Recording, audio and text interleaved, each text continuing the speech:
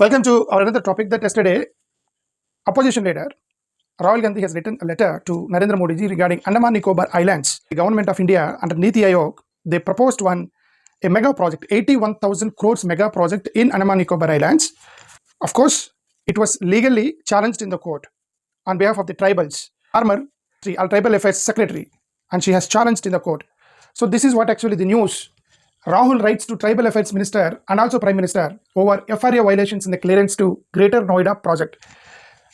The Tribal Council of Little Nicobar and Greater Nicobar has brought to my attention that the tribal communities, including the Nicobaris and the shopmen, were not properly consulted on the FRA, says Congress leader Rahul Gandhi. So this is actually the news, but this is very serious news, and the issue is very, complicated news. And if you go in details, before to understand, the Tribal Council of Little Nicobar and Great Nicobar, why they met opposition leader Rahul Gandhi, to go inside details, we should understand what is this project. To understand what is the project, and we should understand what is Andaman Nicobar.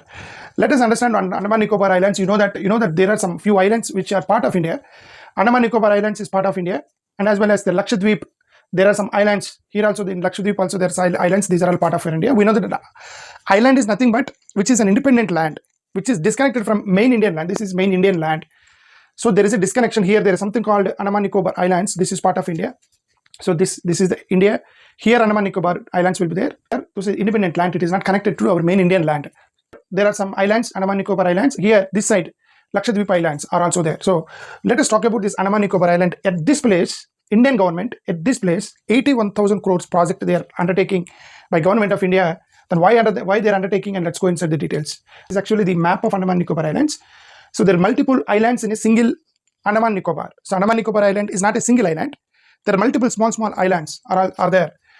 This is Coco, Narco Dam, North Andaman, Middle Andaman, South Andaman, Little Andaman, Port Blair, the capital of Andaman Nicobar Islands, Car Nicobar, Nicobar Islands, Great Nicobar. So this is actually this part, the northern part we call as Andaman, the southern part we call as Nicobar. So it's called Andaman Nicobar Islands, right? So it looks like that, independent, small islands. See, there is a small island. There is it is not connected to one another. There is a gap, so they have to move in the water.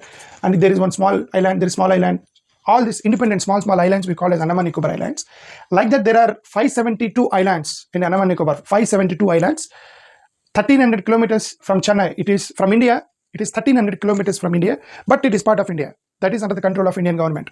And the president of India will appoint a governor, and governor will be the head of the Andaman Nicobar Islands. We know that is union territory under the government of India.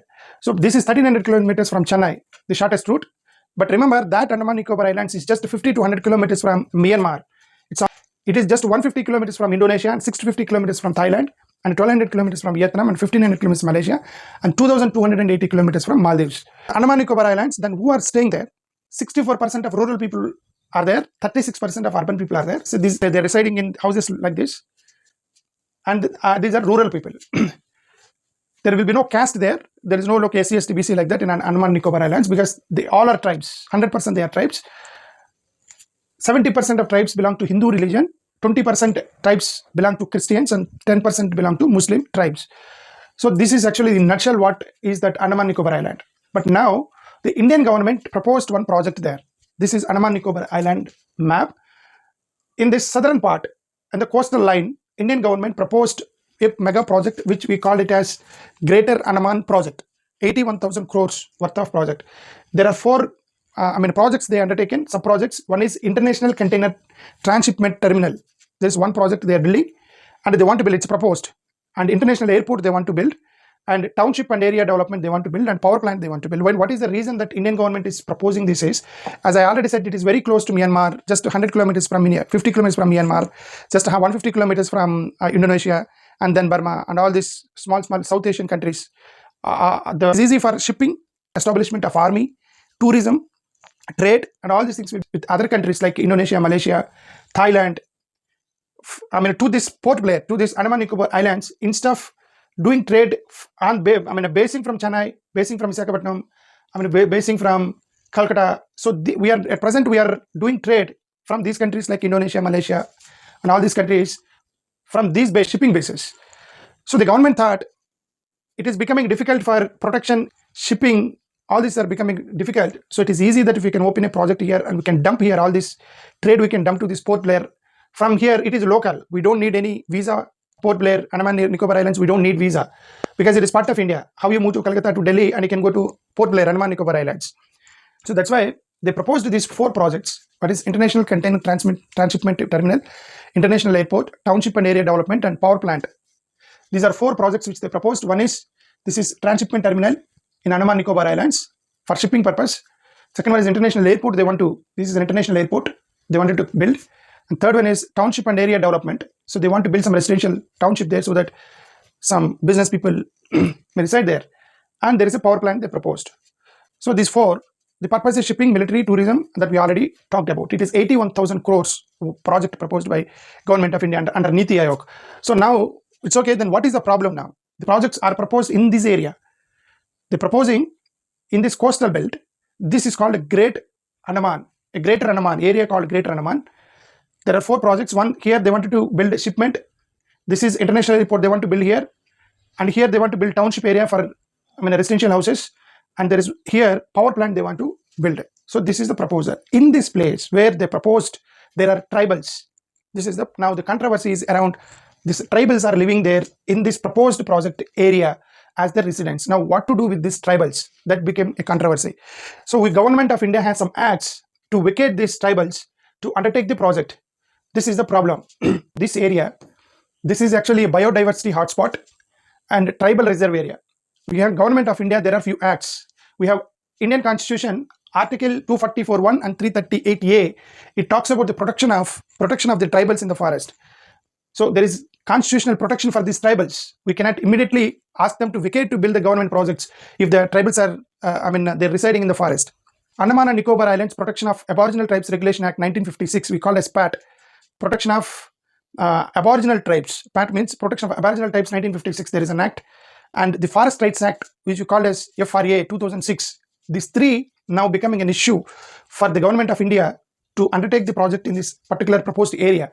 Because the normal general society, you can simply give them a notice, that compensatory notice, that we are making some highway or construction or making some government project here.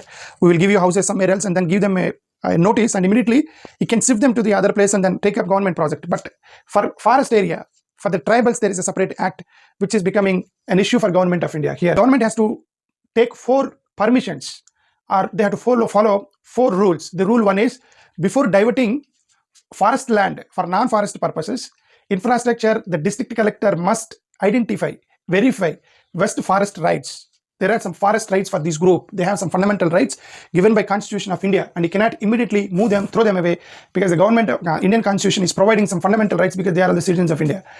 To eligible claimants, you have to give them compensation. They should come and claim that this land belongs to me, but you are building a government project, so we need compensation.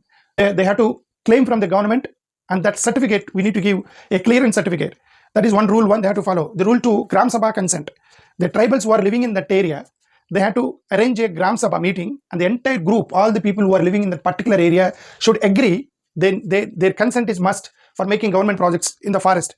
So Gram Sabha consent, free prior informed consent must be there from the Gram Sabha. It is mandatory for land diversion according to Forest Conservation Rule 2017. So this empowers local communities in decision making. And third rule is the subdivisional and district level committees. These must include, there should be committees. Those committees must include 2 members from this tribal community. The members, you should pick up 2 members from this community, and 1 member must be from PVTG representation. Fourth one is prohibition on diversion without compliance. Forest land cannot be diverted without settling FRA rights first, overriding older laws like PAT 1956, where conflicts arise. So because of these 4 rules, here the conflict came that, have they taken permission from the group, tribal group? Did Gram Sabha of the tribal group given them consent or not? Did they claim? And the district level or subdivisional committees, all these are questions here, right? Let's go inside. There is a controversy. Here are the basic controversy where these tribal groups are alleging the Government of India. Number 1, I think in October 2022, environment clearance they got in November 2022. But in August 2022, the Deputy Commissioner of Nicobar, he issued a certificate stating that FRA processes were initiated and completed. It means the Government of India, in August 2022, they said, we got clearance from this forest tribal people. So according to FRA Act, Forest Rights Act, we have already got clearance. That means these people have given clearance. So the deputy commissioner is holding that certificate that these people have given clearance. But here the allegation is that the tribal groups are releasing that nobody has approached us. The Tribal Council of Little and Greater Nicobar, representative body for Nicobar, is asserts that no processes were ever started. This is the allegation. How come the government is holding a certificate that we got clearance from these people, but they don't know, nobody has approached them? Is government trying to forcibly vacate them against their fundamental rights? So this one allegation. The second one is monthly FRA progress reports to the Ministry of Tribal Affairs. They got that, and that shows that 0 claims recognized are vested in the islands as so far. And now they're showing that these people have to come and claim for compensation that this land belongs to us. But this record shows that there is 0 claims. That means they're showing on paper that nobody is living there. What does it mean when the tribals are living in that particular area? And the record shows that nobody is living there, nobody claimed for compensation, means what you have done to those people? Are they forcefully sent away?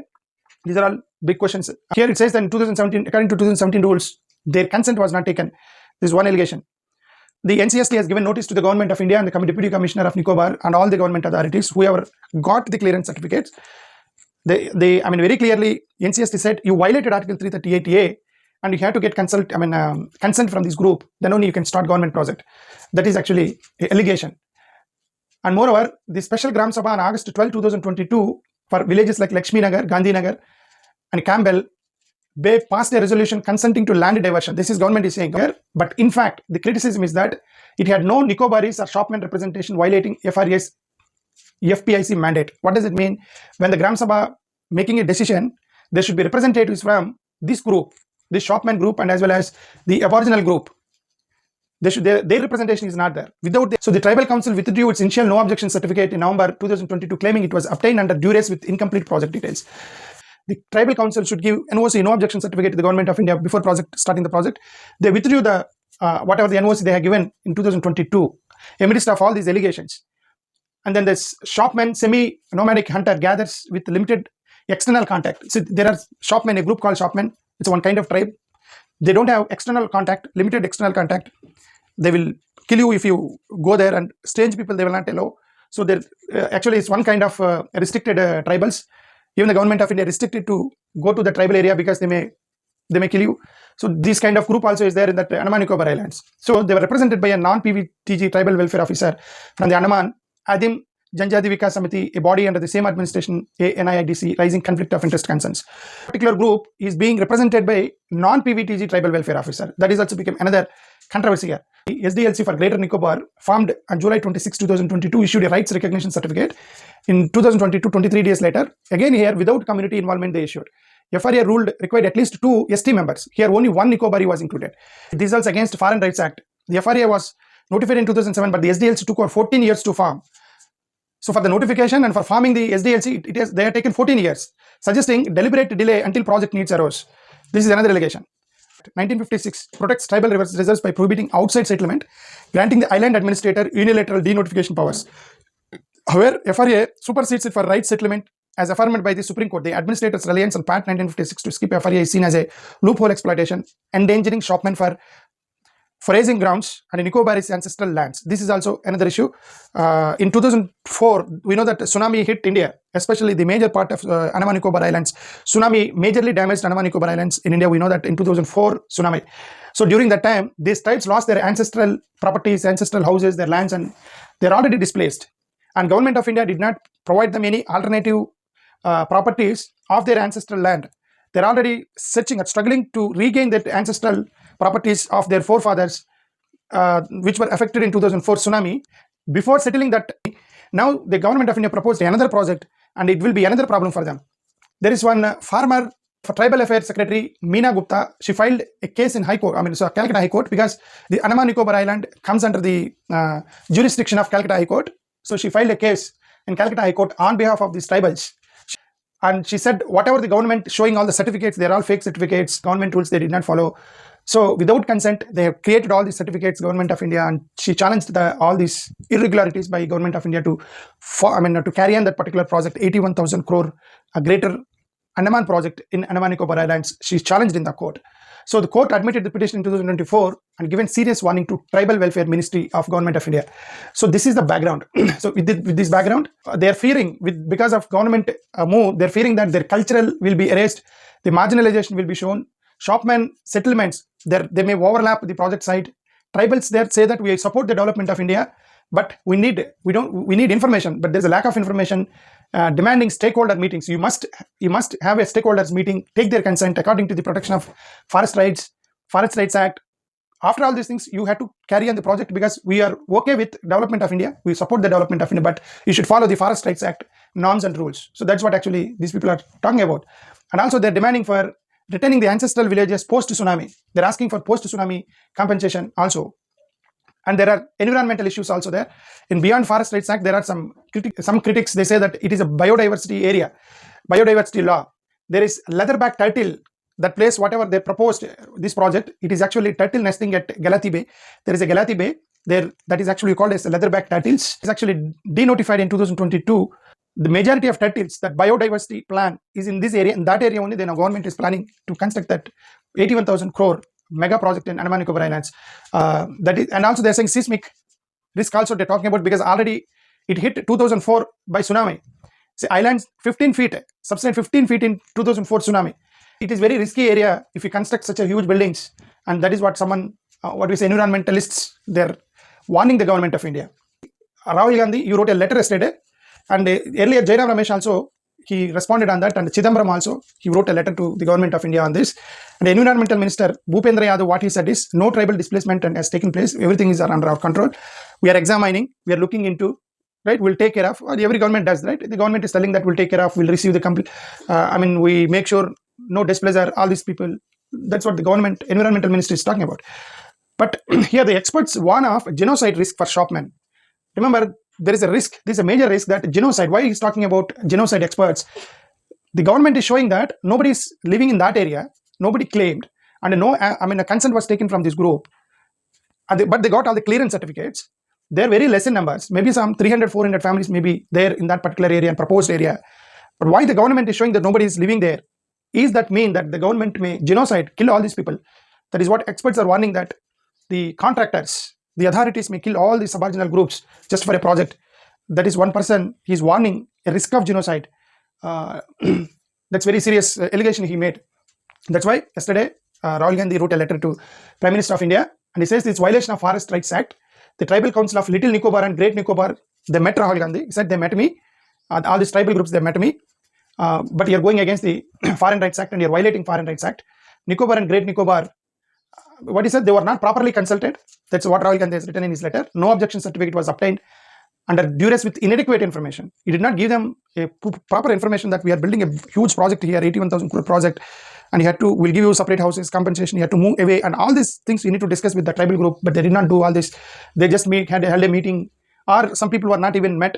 They just got the objection certificate from using their government power, and so no objection certificate was obtained due to inadequate information. The tribal communities were displaced during 2004 tsunami time. So now they fear that this project will threaten the way of life again and lead to further marginalization due to the diversion of this land. This is what opposition letter has written to the government of Narendra Modi garu yesterday. Any development initiative must be grounded in our constitutional values of justice, equality, and respect for human dignity. Though they may be tribals, though they may be aboriginal group tribes, but we must respect the human dignity. So you must follow the government laws, acts before taking up this project. So implement the FRA in its true spirit. That's what opposition letter has written yesterday. And the Jairam Ramesh also earlier, he said it is inimical to ecology. Jairam Ramesh spoke in the ecology area. He talked about environmental damage and all that he talked. And Maha ecological disaster, he said, and it is bulldozed. So this is actually about this particular news, why Rahul Gandhi has written letter to Prime Minister of India on behalf of these tribals, Andaman Nicobar Islands. Thank you. Namaskar.